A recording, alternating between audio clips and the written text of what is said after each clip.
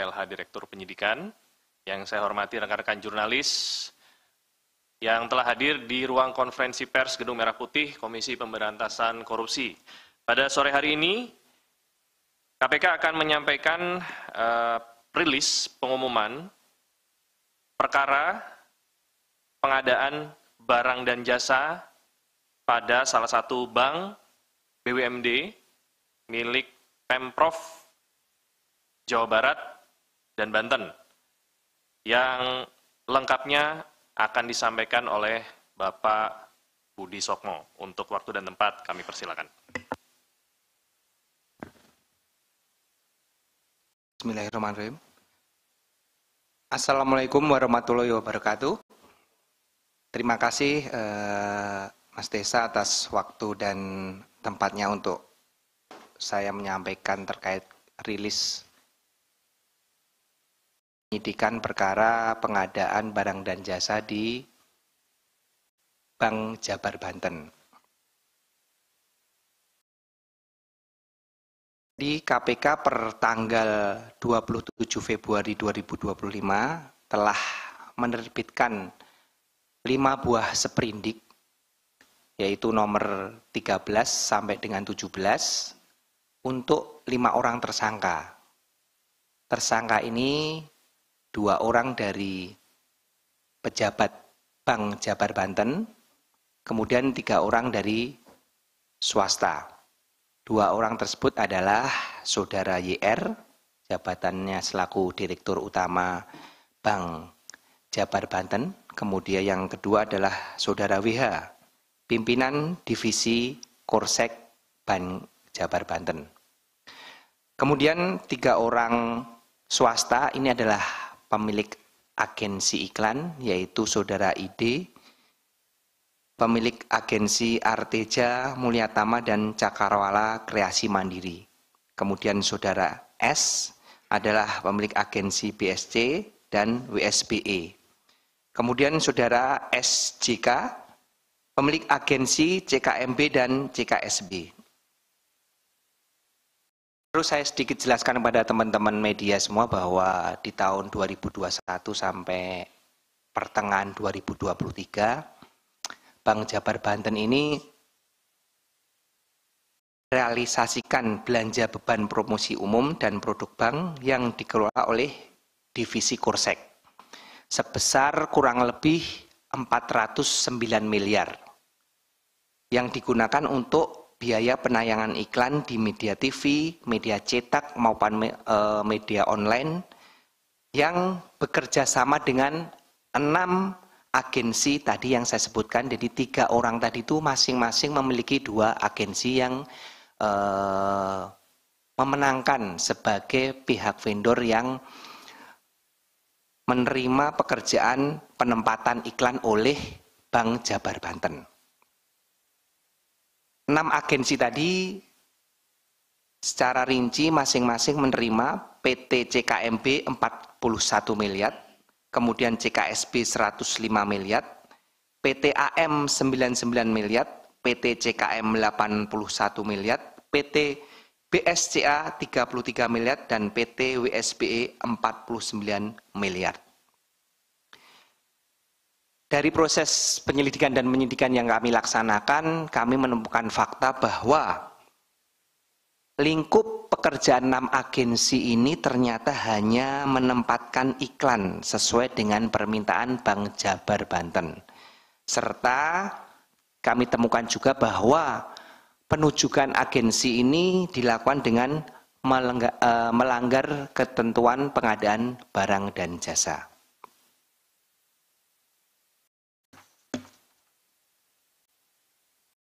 Kemudian dari proses penempatan yang dilakukan oleh 6 agensi tadi, seperti biasa modus terhadap pemakaian uang tersebut dilakukan dengan tidak kesesuaian antara pembayaran yang dilakukan oleh BJB ke agensi dengan agensi kepada media yang ditempatkan iklan tersebut. Jadi dari 409 tadi yang ditempatkan dipotong dengan pajak ya, kurang lebih nanti jatuhnya 300 miliar. Hanya kurang lebih seratusan miliar yang ditempatkan sesuai dengan real pekerjaan yang dilakukan. Itu pun kami belum melakukan tracing secara detail ya terhadap kurang lebih 100 miliar tersebut. Namun yang tidak real ataupun fiktif kurang lebih jelas sudah nyata sebesar 222 miliar rupiah selama kurun waktu 2,5 tahun tersebut. Adapun penggunaan uang tersebut memang di BJB ini ada suatu dari hasil penyidikan yang kami laksanakan kebutuhan-kebutuhan yang non-budgeter. Jadi Dirut Bank Jabar yaitu Saudara YR bersama-sama Saudara Widi ini melakukan kerjasama dengan agensi tersebut untuk bersepakat bagaimana untuk memenuhi dana non-budgeter tersebut. Akhirnya dibuatlah tadi suatu penempatan iklan yang sebenarnya PT BJB itu bisa langsung menempatkan ke media, namun digunakan pihak agensi guna mengambil sejumlah uang tadi di 2,5 tahun kurang lebih 222 miliar.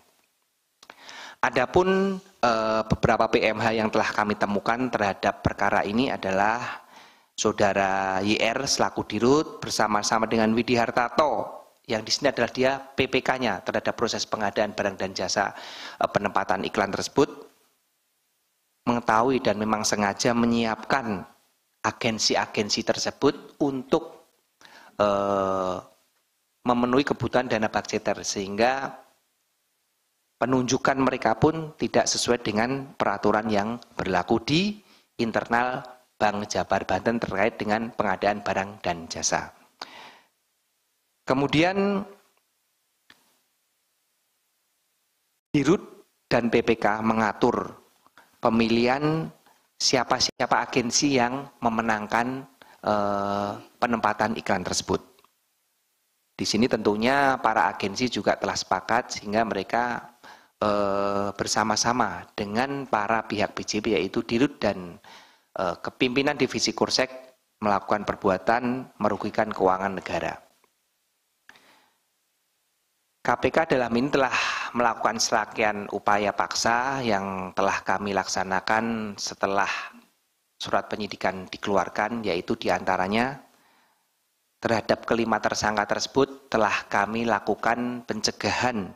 Kemudian kami juga telah melakukan penggeledahan di beberapa tempat yang kami duga terdapat barang bukti terkait dengan perkara dimaksud. Kemudian tentunya kami melakukan penyitaan barang bukti dalam rangkaian proses penggeledahan yang telah kami laksanakan. Itu saja yang bisa kami sampaikan terkait dengan perkembangan penyidikan perkara pengadaan barang dan jasa di Bank Jabar Banten. Silakan rekan-rekan media yang akan memberikan pertanyaan, namun saya rasa cukup 3 atau 5 maksimal ya Pak Tesa untuk pertanyaannya. Silakan nanti Pak Tesa diatur. Terima kasih. Wassalamualaikum warahmatullahi wabarakatuh. Waalaikumsalam. Terima kasih Pak. Sebagai tambahan rekan-rekan sekalian, disampaikan bahwa pada tanggal 28 Februari tahun 2025, KPK telah mengeluarkan surat keputusan nomor 373 tahun 2025 tentang larangan bepergian ke luar negeri terhadap 5 orang berinisial YR, WH, IAD, SUH, dan RSJK. Untuk diketahui bahwa per tanggal 27 Februari 2025, penyidik KPK telah mengeluarkan surat perintah penyidikan dugaan tindak pidana korupsi dalam pengadaan barang atau jasa pada PT BPD Jawa Barat dan Banten untuk tahun anggaran 2019 sampai dengan 2024. Proses penyidikan saat ini sedang berjalan dan KPK telah menetapkan 5 orang tersangka. Kerugian negara pada perkara ini dalam proses penyelidikan sebesar kurang lebih 250 miliar. Larangan bepergian ke luar negeri ini dilakukan oleh penyidik karena keberadaan yang bersangkutan di wilayah Indonesia dibutuhkan dalam rangka proses penyidikan. tindak pidana korupsi sebagaimana tersebut di atas dan berlaku untuk 6 bulan ke depan. Demikian rilis tambahannya. Dipersilakan bagi rekan-rekan yang ingin bertanya untuk perkara yang baru saja disampaikan. Silakan Mas Chandra.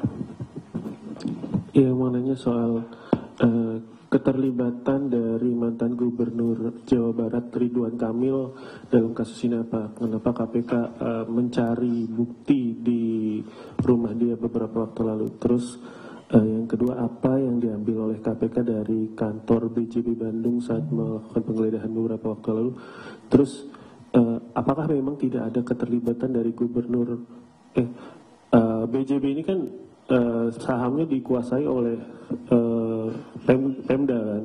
Nah, apakah bisa KPK menerapkan pasal yang memperkaya orang lain kepada pejabat-pejabat di Pemda? Itu aja. Oke.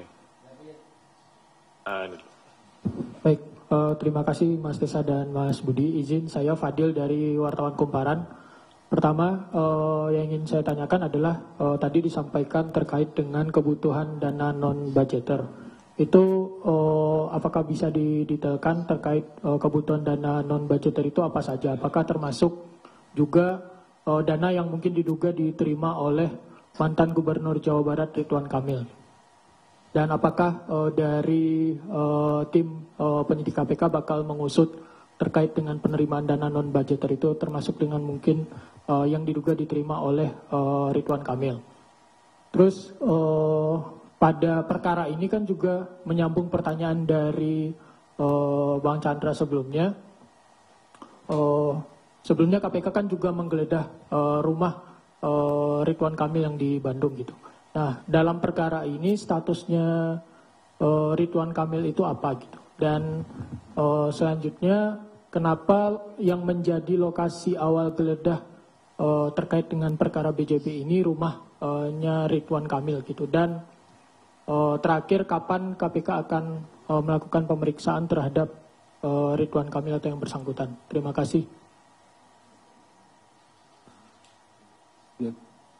Assalamualaikum warahmatullahi wabarakatuh, Mas Busok, Mas Jubir. Saya Sabir, ada beberapa yang saya mau tanyakan dari penjelasan Mas Budi Sukmo tadi. Pasal yang diterapkan belum disampaikan. Kalau kami menduga, ini ya, bahwa pasalnya 2 ayat 1 atau pasal 3, junto pasal 55 ayat 1 ke 1 KUH pidana, atau junto pasal 65 karena perbuatan berlanjut.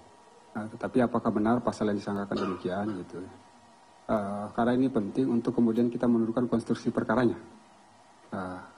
Itu pertama. Yang kedua, soal tadi ada perbedaan sedikit ya, bukan sedikit, cukup signifikan penjelasan Pak Mas Budi Sukmo dengan Mas Tesa. Selisihnya 220 miliar, kerugian negara 250. Nah, kan ada selisih 30 M nih, yang dilap 30 miliar siapa nih?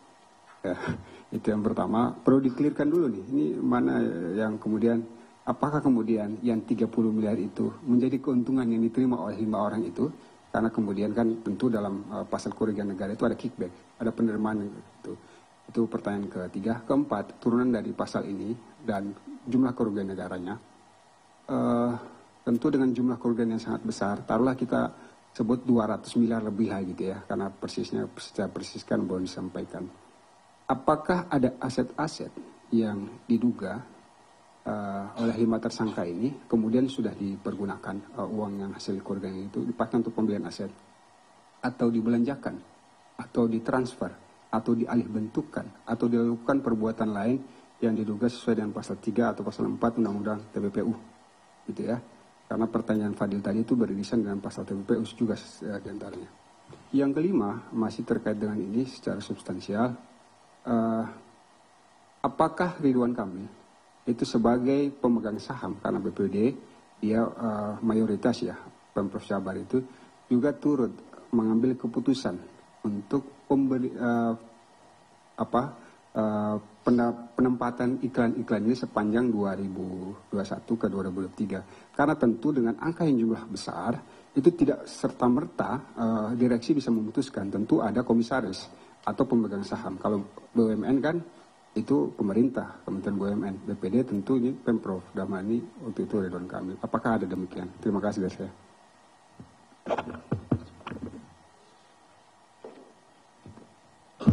Tes, ya untuk nambahin aja. Pertanyaan saya simpel aja. Pertama belum dijelaskan apa urgensi iklan itu. Kenapa segitu besar sehingga harus menggunakan iklan itu? Terus kemudian belum dipaparin. Iklan ini iklannya bank apa iklannya Pemprov? Ini kan harus jelas juga. Jangan-jangan memang kepentingan sang pemegang saham sehingga rumahnya digeledah, kan gitu. Terus ada yang sederhana yang kedua, dikatakan ini Bank Jabar dan Banten. Kok rumah gubernur Bantennya nggak digeledah ya? Ini kan pertanyaan orang bego aja nih. Ya saya yang simpel-simpel yang agar juga itu menjadi paparan KPK. Yaitu pertanyaan artinya bahwa yang pertama itu ada inisiatif atau atas perintah bahwa urgensi dari iklan itu apa sih, sebegitu pentingkah harus ngiklan dengan biaya 409 miliar misalkan, atau memang bisa dipaparin nggak sih contoh iklannya apa gitu loh. Kalau cuma bank-bank doang gambar bank dia ngapain segitu besar gitu loh. Nah ini harus ada kejelasan bagi publik agar bisa mengetahui besarnya biaya itu, model iklannya kayak gimana gitu loh. Kalau orang kan bisa tahu pernikahan mewah tuh kayak gini gitu loh. Kalau pengiklanan 400 miliar tuh kayak gini gitu loh. Itu pertanyaan simpel, 2 pertanyaan saja. Terima kasih. Cukup ya? 4? Oke.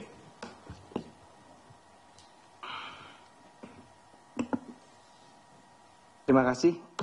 Saya akan jawab satu persatu pertanyaan dari rekan-rekan jurnalis. Pertama dari Mas Chandra nih, ada semuanya bertanya terkait dengan ini. Apa sih keterlibatan RK sehingga tempat pertama kali yang digeledah adalah rumahnya RK. Kami KPK dalam melaksanakan upaya paksa penggeledahan tentunya ada petunjuk-petunjuk sebelumnya yang telah kita dapatkan. Sehingga kami melakukan penggeledahan terhadap beberapa tempat. Dan pada saat itu memang secara random adalah satu keputusan saya selaku Kasatgas yang menangani perkara tersebut. Siapa yang prioritas pertama saya geledah adalah memang rumahnya saudara RK. Karena memang itu adalah hal yang terpenting yang akan kami lakukan pertama kali. Itu adalah salah satu teknis kami penyidikan yang mungkin tidak bisa dijelaskan secara detail di sini. Kemudian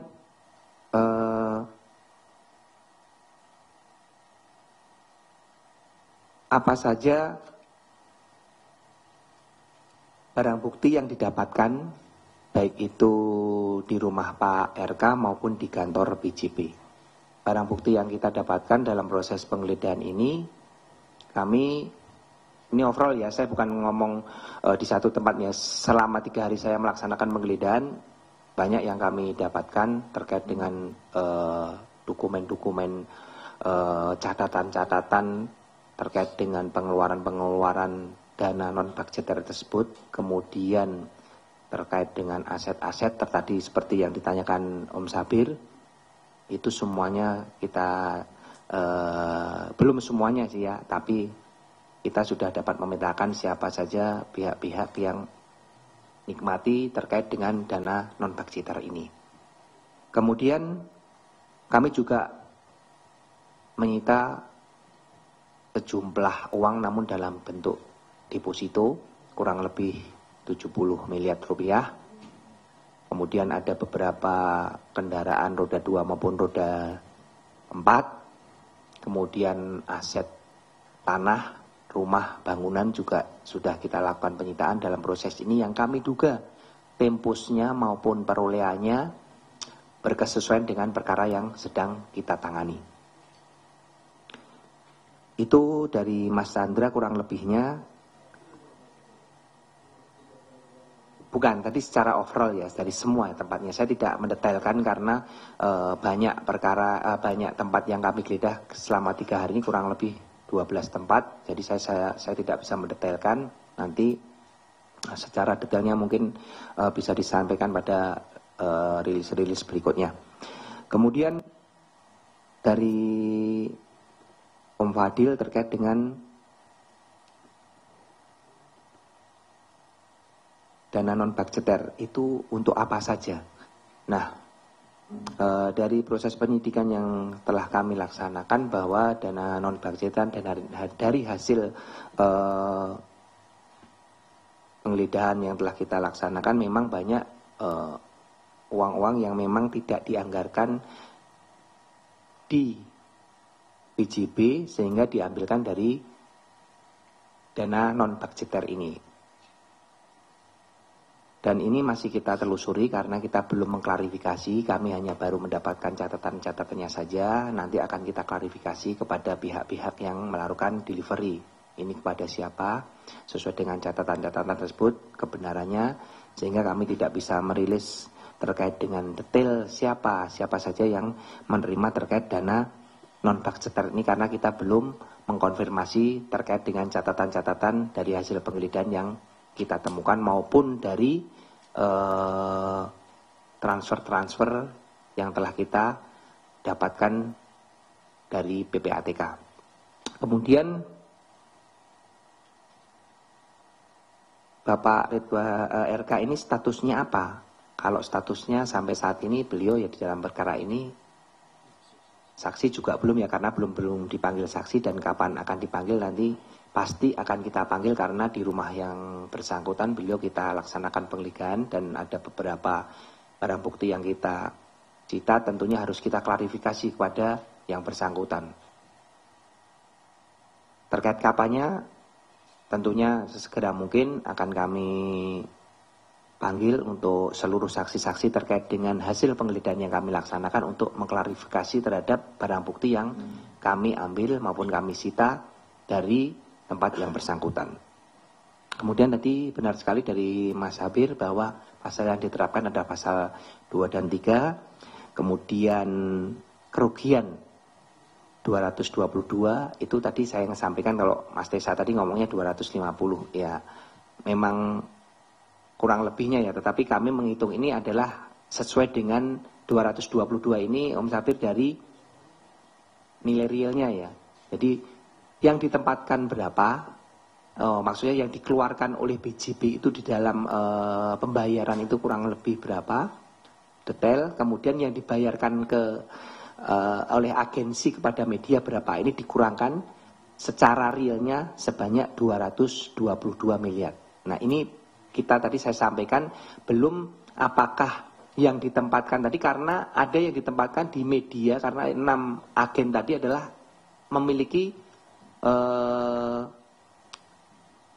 iklan juga, memiliki pekerjaan iklan juga. Apakah benar dikerjakan atau tidak, kita belum mendalami. Jadi ini baru sesuai dengan bukti formilnya aja, dari kwitansi yang dibayarkan BJB dibandingkan dengan kwitansi yang dibayarkan agensi kepada media. Secara materialnya apakah itu benar dikeluarkan yang ke media, itu kita akan perdalam nanti dalam proses penyidikan.